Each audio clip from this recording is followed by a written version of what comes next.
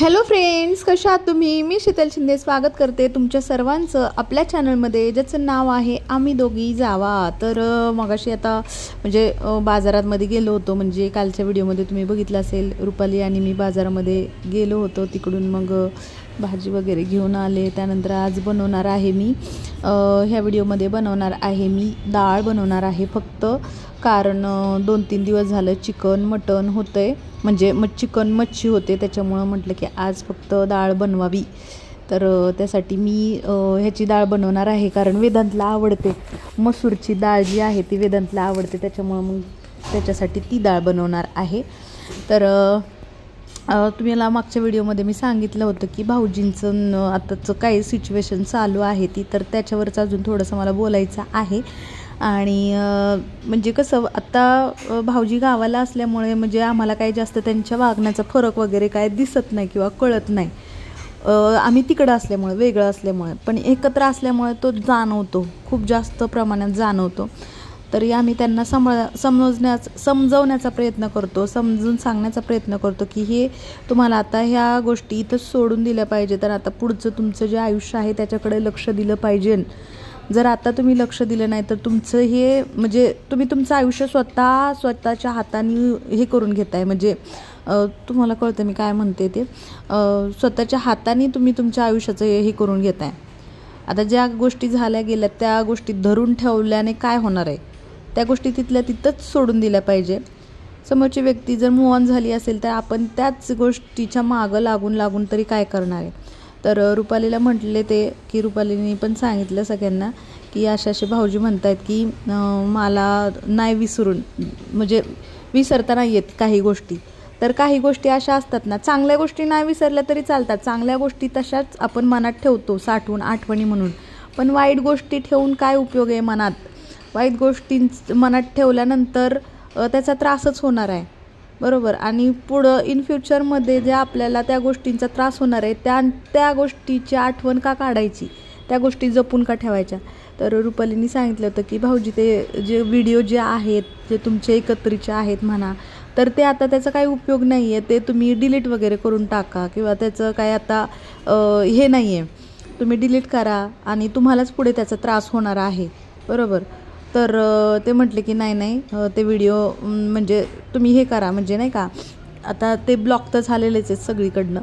तर माणसाला वाटतं, आता मी पण समजून घेण्याचा प्रयत्न करते, आपल्याला समजतं आहे त्यांच्या मनात काय चालू आहे एक प्रकारे. पण जर ते असेच असंच जर त्यांचं चालू राहिलं तर त्यांना पुढं काही सुचणार नाही, ना कामधंदा ना काय, म्हणजे आम्ही काय सांगतो हे सुद्धा त्यांना कळणार नाही, असं होईल कधी. आणि आई पण ह्या गोष्टीला खूप जास्त म्हणजे त्यांना वैताग आला की याला किती समजवलं तरी हा असंच का करतोय. पण आता त्यांना समजणं खूप म्हणजे आपल्याला जरी कठीण जात असलं तरी त्यांना पण त्या गोष्टी विसरणं कठीण जात असेल, बरोबर. ज्या गोष्टी आपल्याबरोबर नाही झाल्या त्या त्यांच्याबरोबर झाल्या, त्याच्यामुळे त्या गोष्टी त्यांना विसरणं खूप जास्त कठीण जातं, हे मला पण कळतं आहे.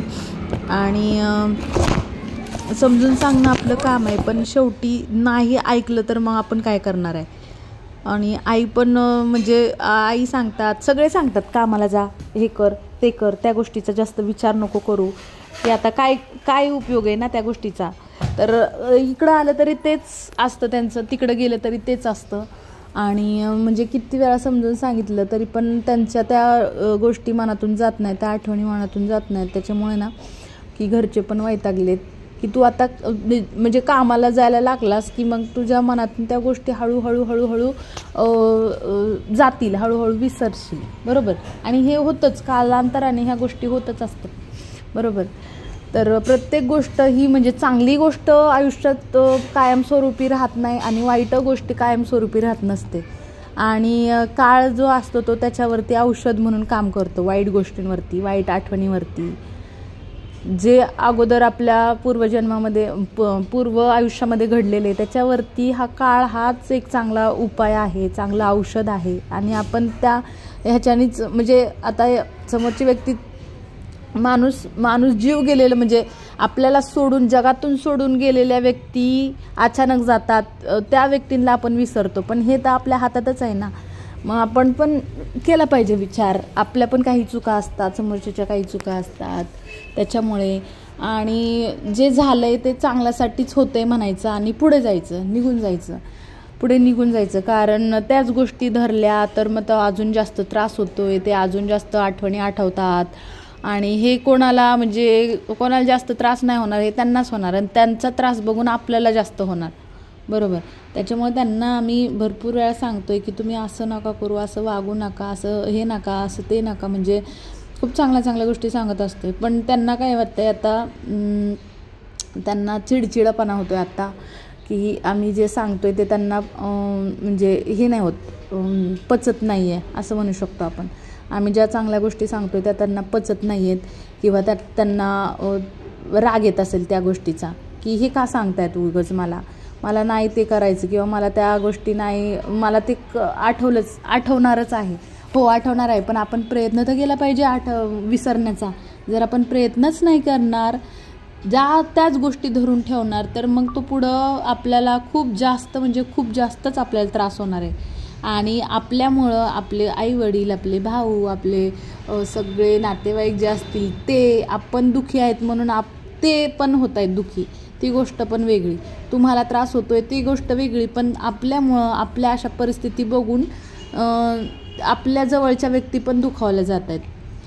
आपण जर थोडंसं त्यांचा विचार केला, आपलं थोडंसं साईडला ठेवून, गोष्टी आहेत मनात, त्या असणारच आहेत, अजून खूप दिवस झालेले नाही आहेत, पण घरच्यांचा विचार करायचा की नाही बाबा, मी आता थोडंसं मूव ऑन होतोय, नाही आता मी थोडंसं स्टेबल होतोय, मी आता ते सगळं सोडून, तो सगळा विचार सोडून मी आता पुढचा माझा भविष्याचा विचार करणार आहे, असं जरी बोललं, पॉझिटिव्ह जरी बोललं तरी त्यांना बरं वाटेल.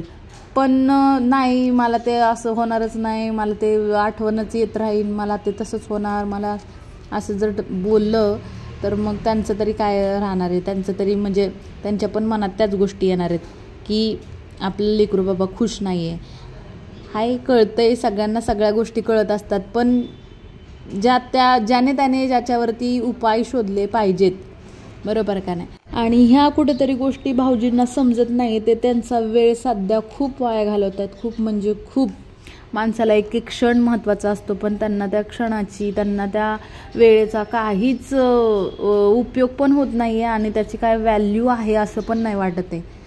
त्यांच्यासाठी खूप महत्त्वाचा आहे आत्ताचा वेळ, स्वतःला सिद्ध करणं, स्वतःसाठी उभं राहणं, स्वतःसाठी स्टँड घेणं, स्वतःला प्रूफ करून दाखवणं. ह्या गोष्टी खूप आत्ता सध्या महत्त्वाच्या आहेत, पण ते काहीच करत नाही आहेत.